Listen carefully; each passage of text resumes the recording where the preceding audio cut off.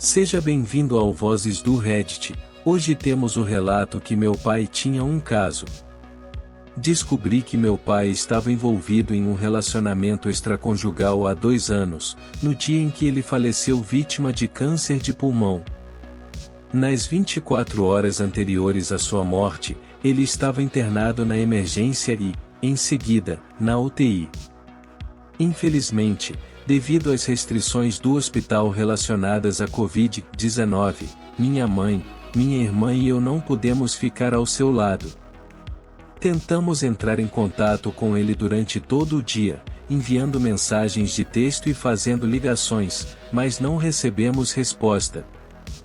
Minha mãe até ligou para o hospital e conversou com uma das enfermeiras da UTI, que informou que ele estava acordado e se comunicando bem.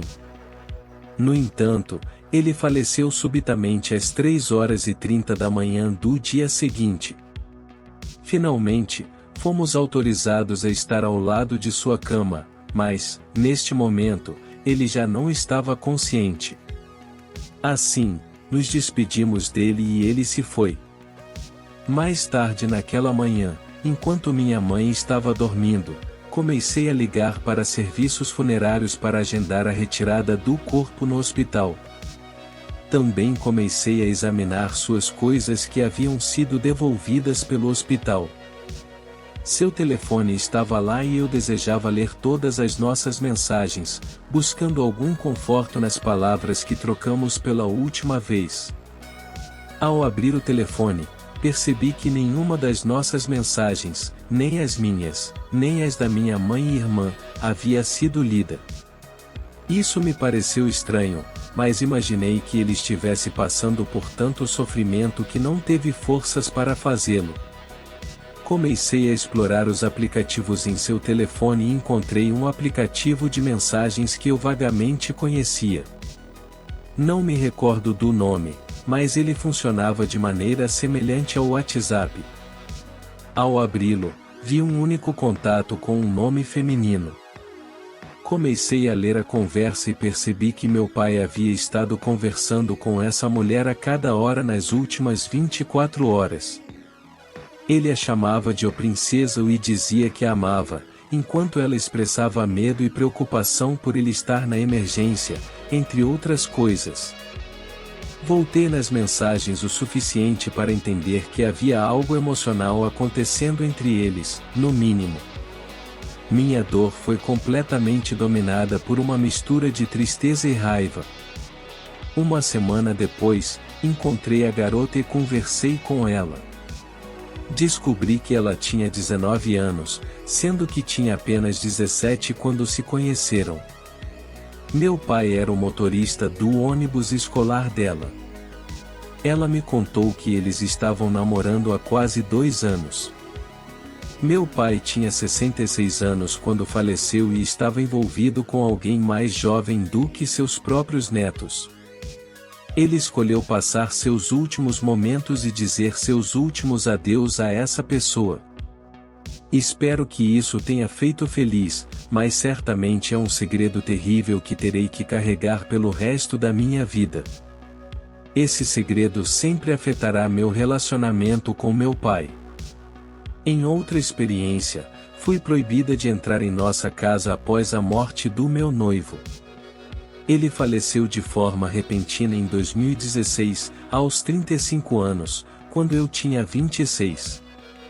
Nós vivíamos juntos em uma casa localizada em uma área de alguns hectares.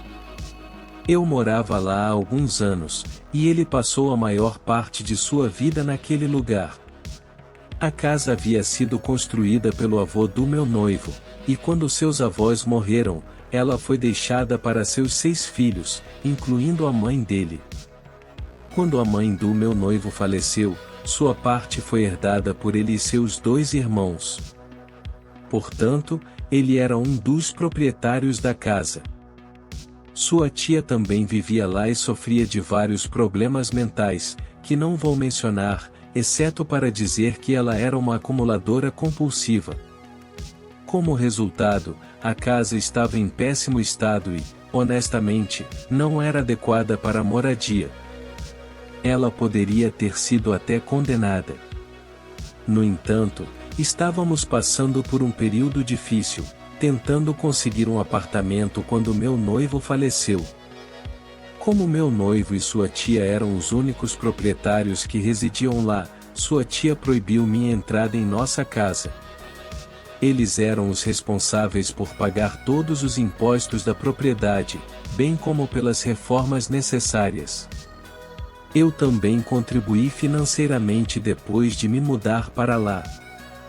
Não era como se meu noivo e eu estivéssemos ocupando a propriedade sem autorização ou algo do tipo. Alguns meses antes do falecimento do meu noivo, sua tia teve problemas de saúde e precisou ser hospitalizada. Depois, ela se mudou para um apartamento. Foi nesse momento que a arrogante família do meu noivo entrou em cena e começou a exigir que saíssemos para que eles pudessem assumir a propriedade. Estávamos planejando nos mudar, mas eles eram extremamente insensíveis e desrespeitosos quanto ao prazo. Em determinado momento, eles insistiram que, por sermos de baixa renda, tudo o que precisávamos fazer era entrar em contato com o governo e eles nos forneceriam uma pequena casa em um terreno. Isso demonstra o quão desconectados da realidade eles estavam. Eles simplesmente apareciam na casa sempre que queriam, achando que tinham esse direito. Porém, eles eram extremamente rudes e arrogantes, entrando regularmente na casa sem sequer falar conosco, e muito menos avisar com antecedência. Quando meu noivo faleceu, eles estavam descaradamente satisfeitos. 2 dias depois, enquanto eu estava em casa, recolhendo algumas das minhas coisas, recebi uma mensagem da irmã dele informando que eles haviam entrado em contato com a esposa do tio da tia, que mora em outro estado, pedindo que ela falasse com a irmã sobre mim. Aparentemente, eles queriam me proibir de entrar na propriedade imediatamente. Nós tínhamos vivido juntos em união estável, e agora que meu noivo se foi, eu não tinha mais motivo ou direito de estar lá. Fiquei arrasada com isso. Naquele momento, eu queria pegar tudo o que ele já havia tocado e guardar comigo para sempre. Não conseguia suportar a ideia de não poder ter nada dele. Tardiamente, percebi que todas as minhas coisas ainda estavam lá também. Felizmente, a irmã dele me defendeu e disse que eu poderia ficar na propriedade o tempo que eu quisesse. Ela morava em outro lado do país, então não podia fazer muito além disso. A demonstração mais descarada de desrespeito e grosseria aconteceu alguns dias depois. Eu estava em casa, tentando freneticamente encher o carro com as coisas que faziam parte da vida que eu e meu noivo compartilhamos. Foi uma tarefa exaustiva tanto física quanto emocionalmente. Eu estava chorando quando a prima do meu noivo apareceu no nosso quarto. Ela sorria como se fôssemos velhas amigas que se encontram no supermercado. Ela disse: "Voi, não é louco? Ele faleceu tão de repente. Ele estava bem há alguns dias." Entre lágrimas, eu respondi: "Sim, foi muito inesperado." E ela continuou rindo e disse: "Eu sei, não é? Pelo menos agora podemos vender esses pertences." Foi nesse momento que eu percebi que havia pessoas conversando e rindo na sala ao lado. Aparentemente, ela havia trazido sua filha adolescente e várias amigas dela para olharem a casa. Nossa casa, onde vivíamos e amávamos, estava sendo abertamente ridicularizada, sem nenhum respeito pelos meus sentimentos. Ela me indagou: "Então, quando você planeja sair?"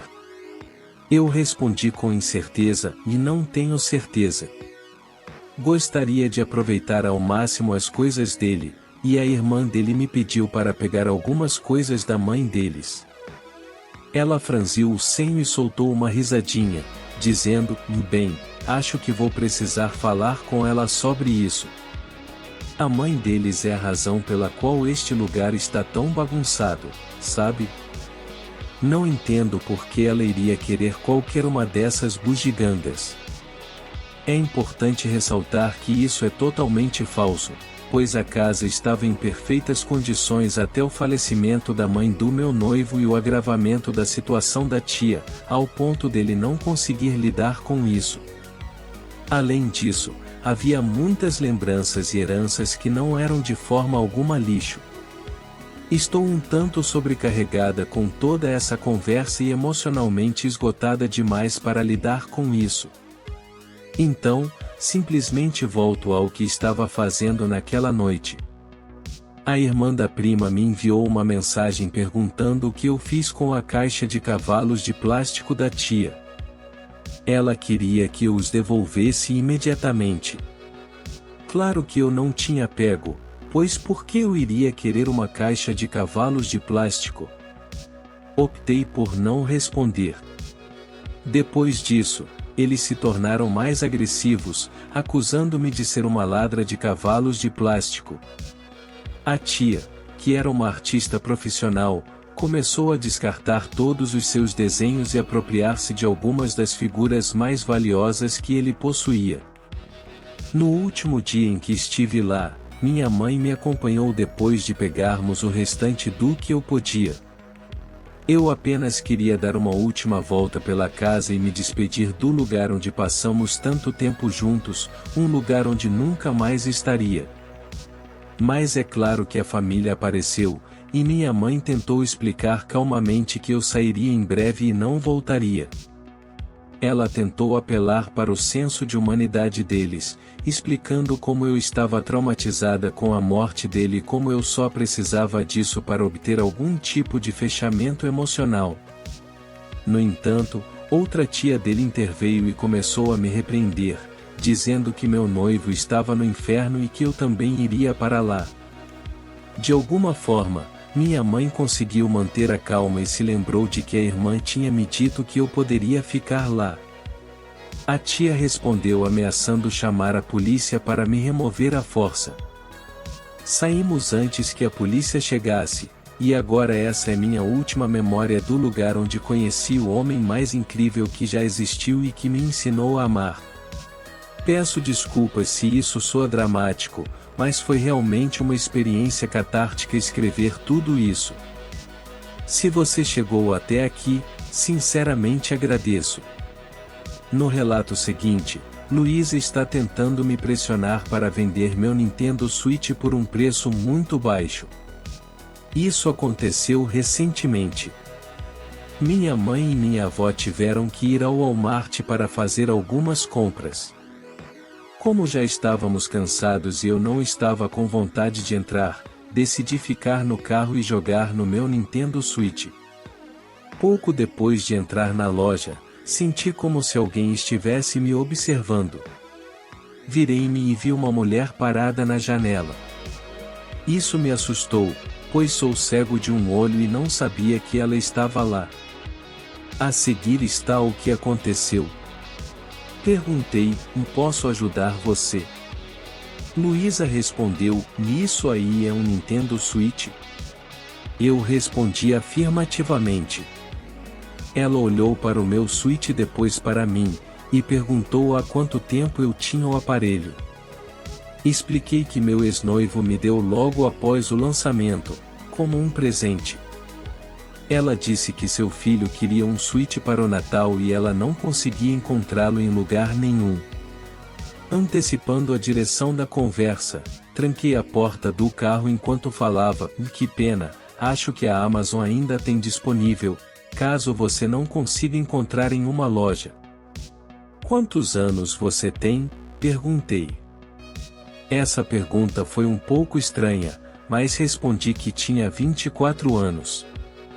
Então ela disse, bem, você já é velha demais para videogames de qualquer maneira, e meu filho precisa de um Switch. Eu te pago $100 por ele.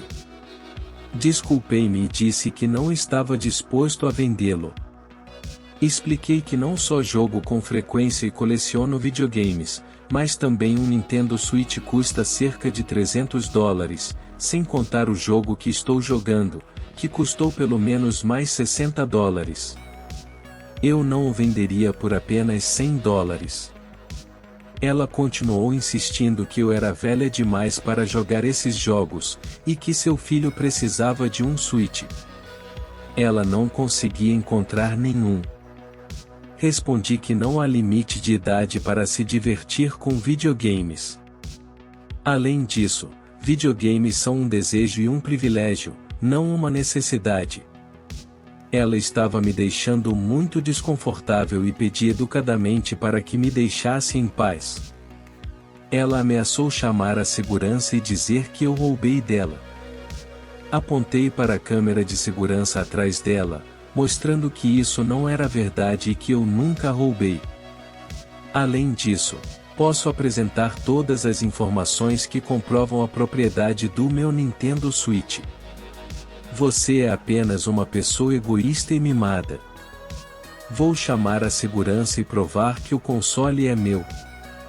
Fiquei sentado ali por mais de 1 hora, esperando minha mãe e minha avó saírem, mas nem ela nem a segurança apareceram. No próximo relato, Luísa quebrou minha cadeira de rodas, que vale $55 mil. Eu estava no ônibus esta noite, a caminho de uma oficina, e estava bastante animado. Tudo estava indo bem até um pouco antes da minha parada, quando 2 adultos entraram no ônibus. Um deles estava com uma criança no colo e o outro empurrava um carrinho de bebê. A empresa tem uma política rigorosa de que todos os carrinhos de bebê devem ser dobrados antes de entrar no ônibus, mas nem todos os motoristas a seguem. O carrinho era enorme e luxuoso, parecido com um Cadillac.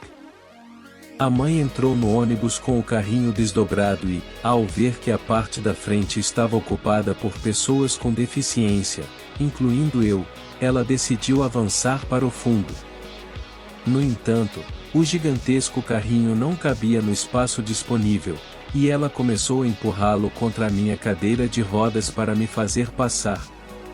Eu avisei, "Vei, cuidado", e continuei pedindo para ela ter cuidado, pois podia sentir que estavam empurrando algo. Luísa não parou até finalmente conseguir passar e se mover para trás. Fiquei irritado pelos próximos quarteirões. Apertei o botão para minha parada, liguei minha cadeira de rodas e recebi uma mensagem de erro informando que o freio esquerdo estava desconectado. Tentei novamente, mas o erro persistiu. Os próximos minutos foram de ônibus parado e os passageiros ficando irritados comigo, pois eu estava causando um atraso. Enquanto entrava em pânico, tentando descobrir como descer do ônibus, um passageiro acionou repetidamente um interruptor de liberação das rodas, o que fez minha cadeira voltar a funcionar.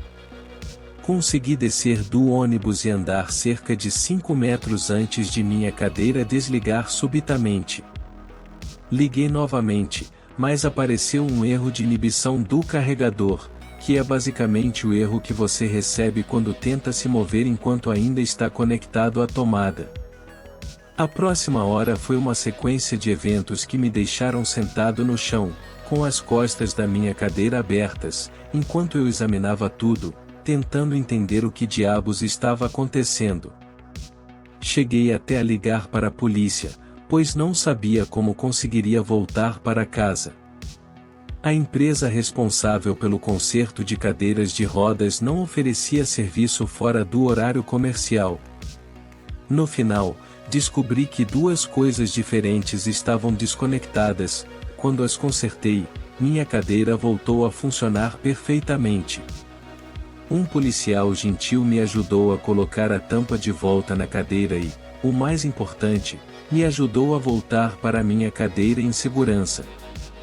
Ao chegar em casa, tomei um banho para me livrar da sujeira da calçada e bebi algumas cervejas. Nada disso teria acontecido se aquela mãe não tivesse sido tão egoísta e tivesse levado alguns segundos para dobrar o carrinho ou, sei lá, parar quando pedi repetidamente. Ela achava que era importante demais para fazer algo tão simples. E assim chegamos ao fim dos relatos das vozes do Reddit. Espero que tenham gostado e se identificado com as histórias compartilhadas. Se você curtiu o vídeo, não se esqueça de deixar um like e compartilhá-lo com seus amigos. E se quiser assistir mais conteúdo interessante, basta clicar no vídeo que está aparecendo agora. Obrigado por assistir e nos vemos em breve com mais uma Velha Histórias.